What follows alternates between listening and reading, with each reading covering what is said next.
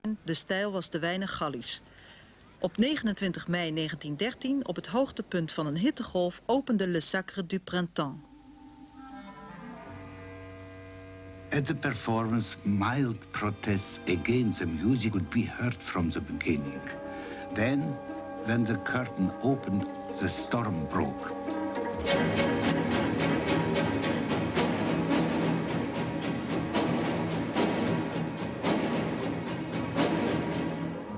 It was terribly difficult to hear the orchestra because of all that noise in the audience. I left the hall in a rage, and I remember slamming the door. I have never again been that angry. There was dreadful row. One woman went out of a box and slapped a man who was clapping. The chosen maiden. When she does this dreadful dance, you know, she stands like this. That moment, somebody from the gallery called, "Ah, doctor!" And we continued to dance.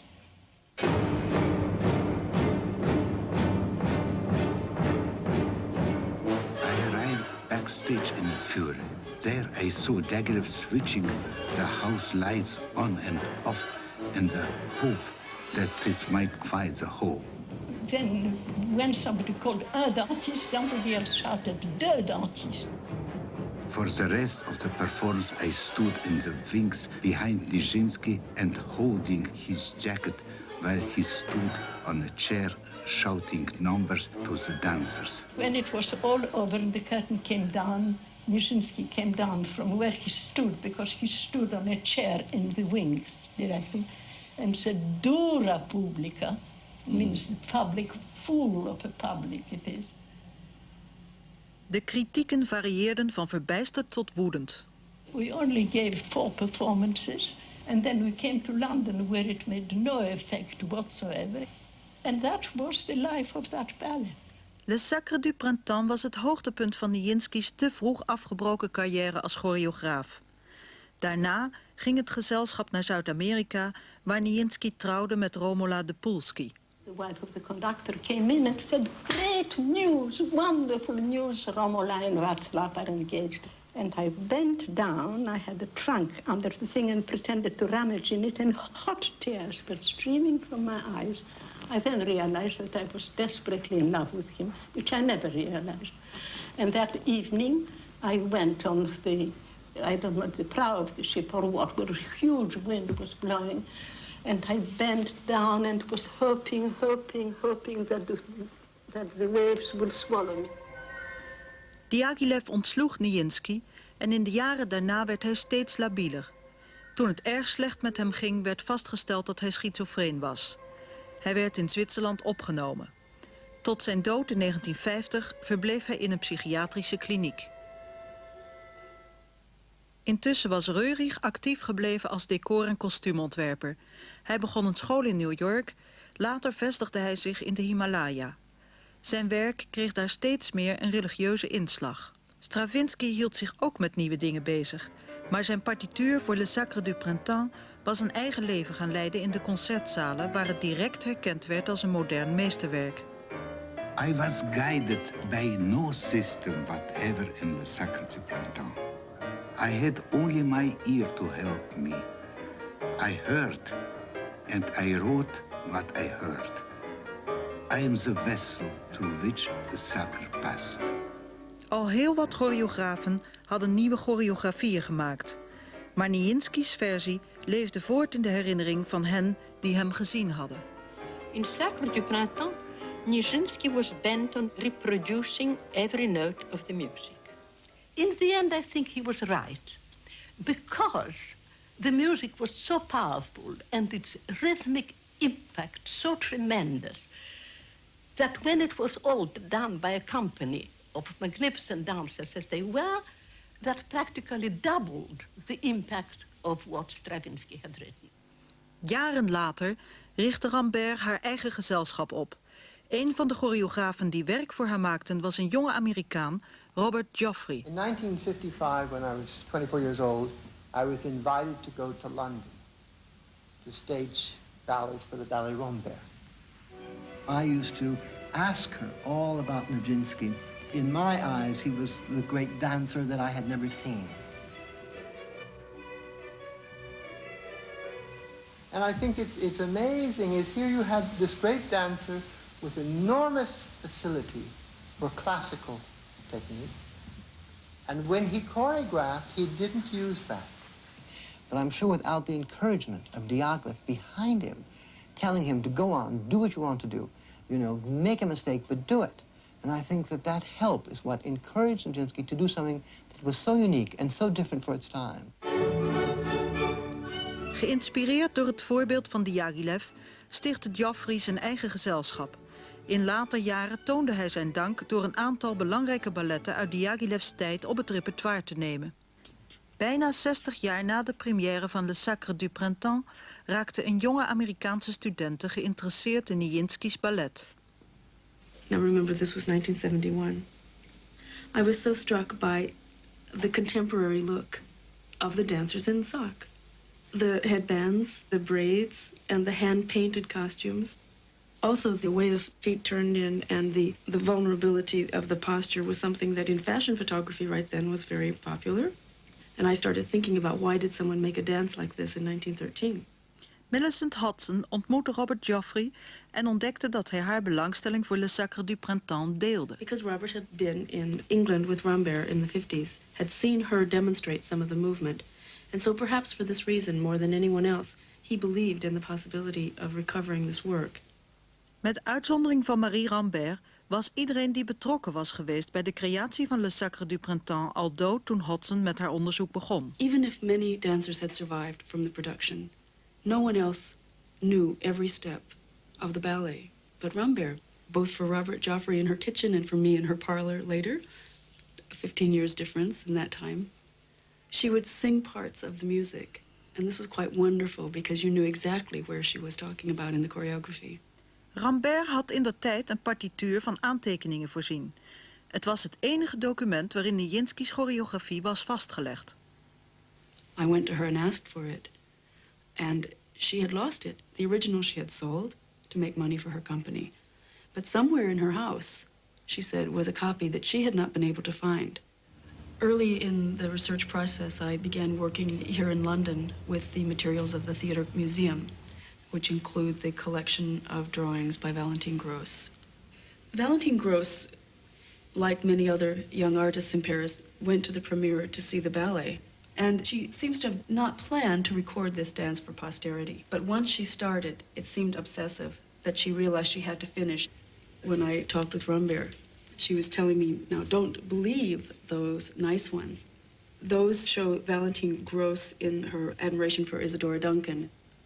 The little drawings, the fast ones that Valentine Gross did in the theater, like not even looking, just drawing, not looking, they have this kind of wooden quality, and this was what Rambert said. She said, be blunt, use that wooden quality, because that's what it really was. In het kader van haar onderzoek ontmoette Hodgson Kenneth Archer, kunsthistoricus en groot kenner van Nicolaas Reurig. Later zou ze met hem trouwen.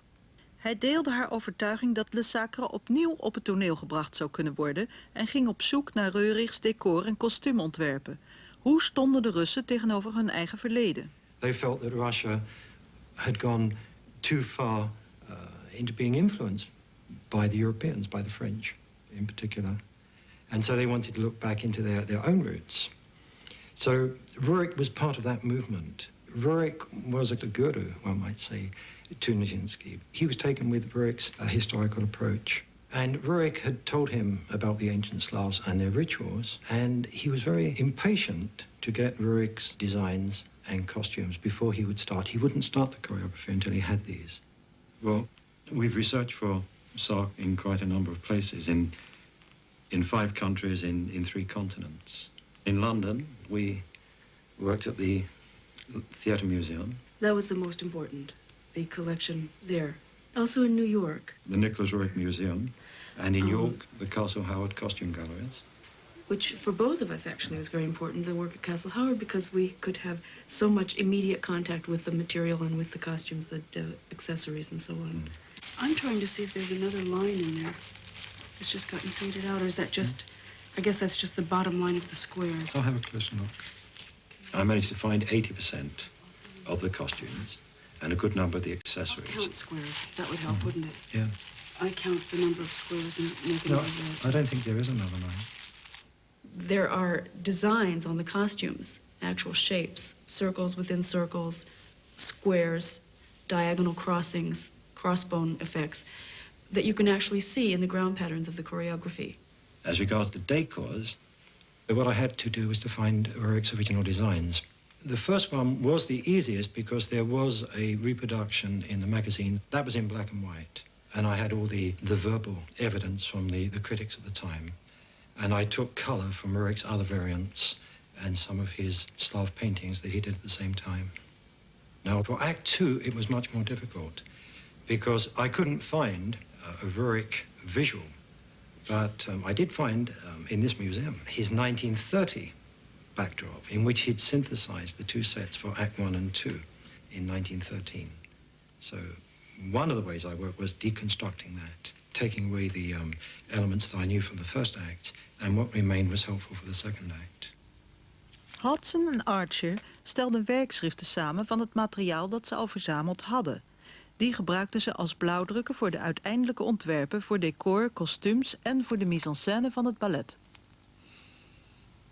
I kept them in different forms over all the years I was working and essentially filled in the blanks.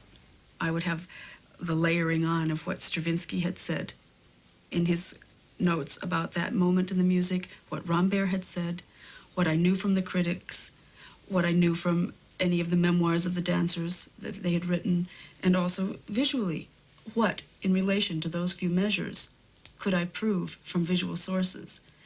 Then I had my own drawings that interpreted the verbal material.